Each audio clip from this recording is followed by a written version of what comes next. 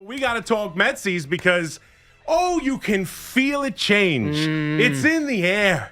You got Roberts tweeting out, our own Evan Roberts tweeting out that he's getting sucked back in. It started with a miracle win in the late innings in the ninth inning against Miami. Thank God for those Miami Marlins, baby. Because now it's a 5-game winning streak. Yes, one of the games gets dated back till whenever, but it's a 5-game winning streak. It started really the good feeling started with this miraculous win. They lose the earring. Now we're hearing it's worth $200,000, whatever nonsense. But despite everything, despite the DWIs, despite where they are, 1 game under 500, still 5 games back from Atlanta, still 3 games back from Philadelphia. You ask the average Met fan, they probably still hate this team. They probably still hate the manager. This guy stinks. McNeil can't be here next year. Everything, despite all of it. There's some enthusiasm for this Mets team after a 5-game win streak. A Dom Smith pinch hit single gives them a 4-3 lead. The bullpen comes in, walks a couple guys, but doesn't give up a hit. Diaz closes out the game, and here we are. New York Mets baseball, and anything can happen, right, Tommy? Anything. What I say yesterday, the season's done. I'm an idiot. Alive and well on this Friday afternoon, heading us into a Labor Day weekend. I don't appreciate your tone. I don't appreciate your giddiness. No?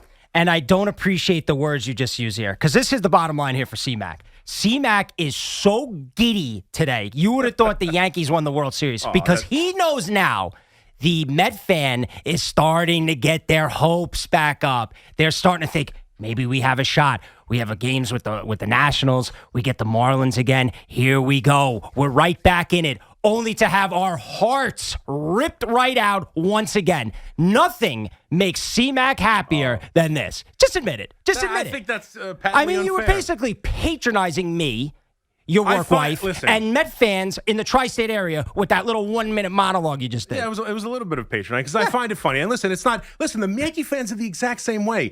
The Yankee fans are pretty excited right now. We talked about yesterday how much it looks like they're going to be in that wild card game. They lose to the Orioles tonight after the Rays finished them off and won 18 out of 19. The Yankees lose to the Orioles tonight.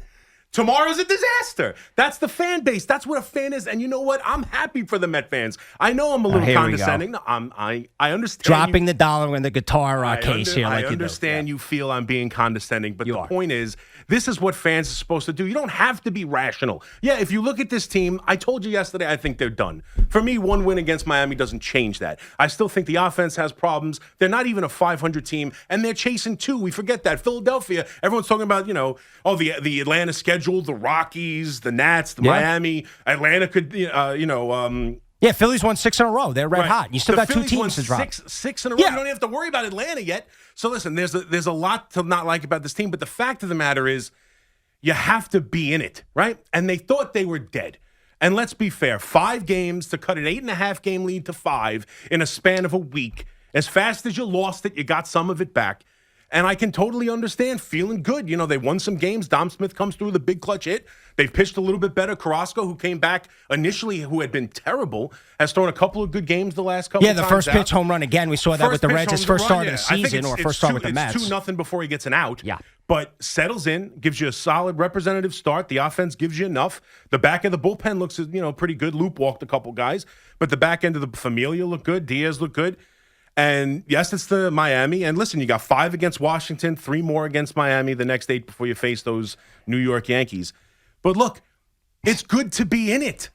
That's all you want. Listen, you want to get there. Don't get me wrong. You want to be in the postseason, especially after being in first place for 90 some odd days. All right, this is still an epic failure if they don't make it. But the idea that you went from dead to having a chance is tangible to me. It's just because I don't think they'll make it, and I think that's the reasonable response here, that this is nice, but I still think it's a tough hill to climb, doesn't mean that it's not worthy to be in it and feel like you have a chance. And I'm happy for the Met fan. I am. They have been playing better baseball. Went through that, that LA San Francisco disaster where they lose 11-13 or whatever it was, and now they're back playing lesser teams and making hay. And that's, Yeah, they're doing what they have to do. They're winning games against the teams they're supposed to. By the way, defensively last night, hide the women and children. That was absolutely awful. It was comical at points. So 7 errors combined between the both teams.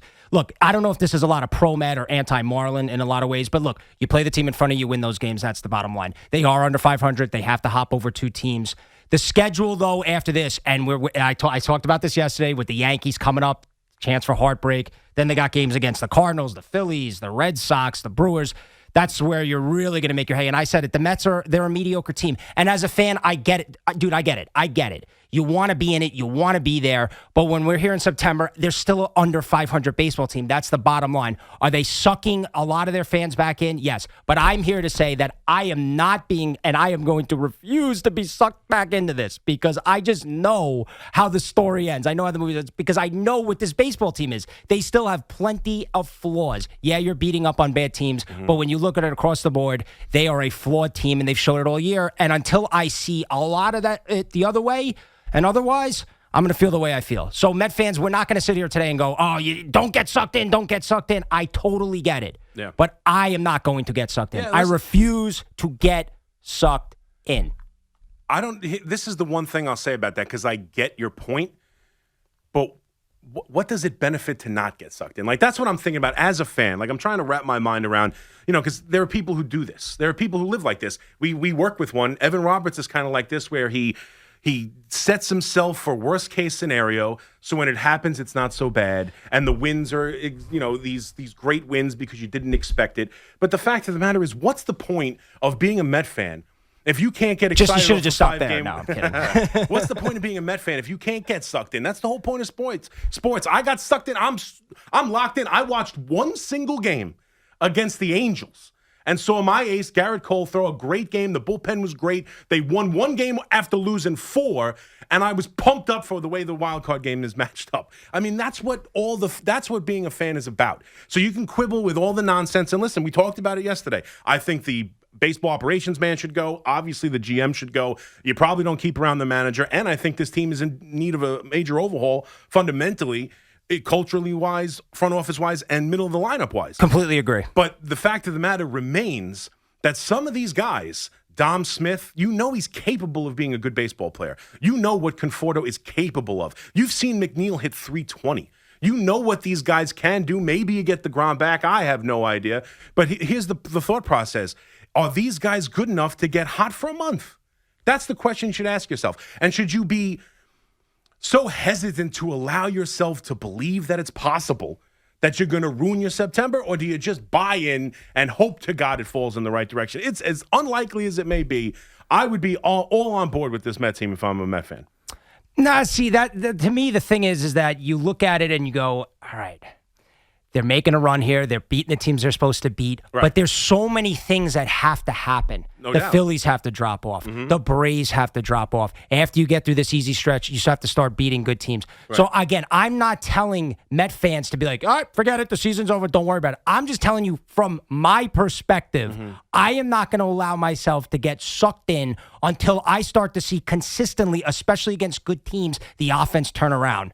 The pitching be where it needs to be. Do we get the Grom back? All those things. When I see that stuff fall into place, I'm sure that I'll fall into the magic if they start to make a run. So I won't be like, in Major League, where I'm coming out, it's the 9th inning, we're back. I'm not going to do that. But right now, I am not going to allow myself to get sucked in. And you said Evans flip-flopped a bunch of times, and I get it, because you think they're dead, you think they're not dead, and then you drive yourself nuts. Every day, that's the thing with baseball. Every single day, it can change. So you try to keep level-headed, and unfortunately, as a Met fan, as a 36-year-old Met fan, I oftentimes have seen how the story ends, and I know how the movie plays out, so I try to keep a level head when it comes to situations like this. Right, but that's what, to me, you just mentioned why baseball is my favorite sport. It's every day. You ride and die with your team every night. It's a marriage. And you know the team. If you're a diehard baseball fan, if you're a diehard Mets fan, you're a diehard Yankees fan, you know that team better than almost any other team you root for. You know them better than your football team who plays once a week. I mean, you hear the coach speak after practice, but and you'll hear Ralph Vacchiano write about practice, but you don't know what's going on. You very rarely see these guys.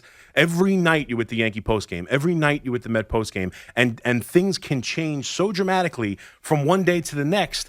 That's part of the ride, man. I love the roller coaster of baseball, and so that's why I'm fully bought in to the idea that the Mets, listen, they're dead. I said they're dead. That's how I feel. But I could be wrong. It's known to have happen once or twice. And right now, you're looking at an 8-game stretch of 8 winnable games, right? So there's no denying that. How far into that 8 games, like next 5 games against Washington, what do they got to do? What brings Lou Gower back into the circle? No, to me, it's not about what they do against Washington. It's what they do after that. They can win all 5. Yeah, they can win all 5. I need to see what they do against the Yankees, like I said, the Phillies, right, the Brewers, the Cardinals, all those teams. That's where I need to see it. You are supposed to beat these teams. Go out there, beat them, get above 500, that's fine. But when they start playing the Yankees and, like I said, the tougher teams, then I want to see it. And I don't want to sit here and break down the Philly schedule and the Braves schedule and all that stuff, because we were talking about earlier with football. You never know week in, week out what's going to happen here, especially with COVID, injuries, all that stuff. So that's where you drive yourself nuts. You get way into the weeds. It's all about what they are doing right now. But when I start seeing them beat good teams, starting to put up more runs, then we can have the talk. But right now, not getting sucked Since you mentioned the weeds, Atlanta is playing the Rockies, the Nats, Miami, and the Rockies. So that schedule seems like they're playing a bunch of teams that they should beat. So that makes it tough too. I get it. But to me, it's just something that is, as long as it's plausible, a chip in a chair, my friend. And we've talked about it with the Giants, and sometimes divisions fall back, and sometimes there's a reason that you're not satisfied with your team, and yet there you are. And oddly enough, the Mets are there, and with 5 games back, after it being 8.5 only a couple days ago, I think, and you could feel it, man. You can feel the enthusiasm in the air, and I love it. I love it because it's irrational, too. We're going to get callers, and they'll go, oh, yeah, of course we have a chance. And then if I ask them, like, what do you think about the manager? Oh, he's got to go. He's terrible. Like, Correct. What do you think about this player? Oh, he's such a bum. I can't believe he's You want to believe. As a fan, Yes. you want to believe. You wake up every day wanting to believe. Sometimes there's no even rationale to it. You just want to believe. But I'm not saying, listen, it's Labor Day weekend. Kick back, go to the beach. If you want to be giddy about the Mets, I'm not going to. I got AEW Sunday night. I'm going to be at the beach all weekend. I'm just going to try to keep a level head, and we'll see where we're at. Like I said, going into next week, heading into those games with the Yankees. And speaking of the Yankees, Gleyber Torres is supposed to be back. We'll see if he does come back. He hit his hand in a game last night in the AAA. Bro, every time I see that, I think, can you imagine getting hit on the hand with a 90-something mile an hour fastball? I'd be out for eternity. I don't know how the heck you could play baseball or do anything after that. That's crazy. It is crazy. But amazingly enough, it sounds like he's going to be okay, and he expects to be back in the lineup. And they start a 3-game set against the Baltimore Orioles, who they need to, obviously, you got Means on the mound tonight, who's the one starter that could scare you from Baltimore. So listen, tonight's a big win for the Yankees. But like I said, it'll be the same thing. If Gleyber Torres comes up and starts at shortstop, plays over Velasquez, goes 0 for 4, hits into a double play, gets thrown out on the bases, makes a bad error, plays terrible, the Yankees lose this game, the feeling around, I'm going to have to apologize when I host Saturday night about saying the Yankees are a lock for the wild card game, because that's just the way. No. Let's walk that back. You said they were making the World Series. So I did not. You did. You put said that in my mouth, and I just went We'll along get the with tape during one of these breaks. You said the Yankees were going to be in the World Series. After I was coerced by you, when I was speaking by myself, I did not. You gave me the whole ladder of revenge that I didn't want to get into. I didn't even want to get into playing the Astros and playing the Rays. I was talking about the wild card game, and you set me off on a path, and you entrapped me into my Yankees World Series prediction, and I don't appreciate it. Chris McMonagle, the biggest Yankee fan here at the station, the most popular show, certainly on the weekends, or whatever your stake the claim is, said the best, said the Yankees are going to make the World Series. So if they don't, you know where to tweet them, at CMAC-WFAN. Yeah, I think that's untrue. But they have a very good chance to go to the World Series. And right now they are locked into a wild card game, and we'll see if Gleyber Torres comes in and upsets the apple cart. That will send everybody over the edge, especially against an Orioles team that lost 18 out of 19 Dude, 91 to the losses Rays. already. No, they're a dreadful team. Brutal, they're just an absolute horrible team. And it's time for the Yankees to make some hay, too. They're playing bad teams, and it's time to make some ground. But like I said, the Mets right now and the Yankees both playing winnable games with an opportunity, Yankees with a much better opportunity already in a seat that you feel much better about. But this Met team, and this is what's great about New York. And a lot of conversation has been made about the New York fan base and about, superstars playing in New York with Lindor and the thumbs down and everything. This is where you have an opportunity. I've said this for years with the Yankees, and it's true with the Mets, but unfortunately, they've just had less opportunities. Right. But, yeah, I know. I got to throw it Keep it up. I have to. I'm sorry. You egged me on to this stuff. But I've always said it. There is an opportunity here for Lindor, for Baez, for anyone else, for Conforto, maybe not to get his contract, but to make this season worth something. The Yankees have always had the same thing. Gleyber Torres, I called him a useless player at points this year. If he comes back off the IL and helps lead the Yankees to the wild card game, plays great here, holds off the Red Sox, holds off the A's, maybe even makes a run at the Rays and plays great, that's the only thing we'll talk about his season. What was Gleyber's season? I don't remember the first half, but man, was he great in September leading into the postseason. And Lindor and Baez, earringless or not, 200 grand light or not, whatever the case may be with him, Conforto, Smith, we saw maybe the first step of this last night. The fan base will love you. We all know that. It's win. That's all that matters. But at the same time, you also have an opportunity in the city to make your name in September and October baseball. And the Mets have that chance. And Lindor has a chance to turn a season around. And Baez has a chance to, kind of rework his way back into the Met fan grace. And anything is possible. Anything is possible on this Friday, Labor Day. Absolutely. I will not have you say different. I couldn't get past the $200,000 for the earrings. By the way, I like I said, I have my ears pierced, and I order them off Amazon for $20. I get a set. And if it hits the ground, I'm sending out a search party. $200,000. It seems presumably $400K for the set. It seems like that would not be something I would want to play baseball in. You would think. You would think that would be something I would leave at home or take off in the locker. Maybe they're like I said, they might be sentimental, lucky. Who knows? Baseball players are very superstitious. But $200K presumably for just the one earring, $400 for the set. That is it. That is a lot of crazy. Scratch. Yeah, that's nuts. Just out of this world. That's a very expensive piece of jewelry there. Yeah, maybe Evan could afford to help him out. If they make it to the World Series, Evan can chip in. Evan's big with giving the the fans everything they need. The owner, he always says whenever they get on fans, if you give another $1, you're an idiot. Evan's always there holding $2. Yeah, exactly. So you have no idea what he's capable of. I think if Evan wins, if the Mets win the World Series, Evan will get his ears pierced and probably wear that onesie that he said he was going to do. Drunk at the parade. Sure. Hopefully not naked for the sake of the people at the parade, but we'll see. He does have sexy chest hair. We all know that.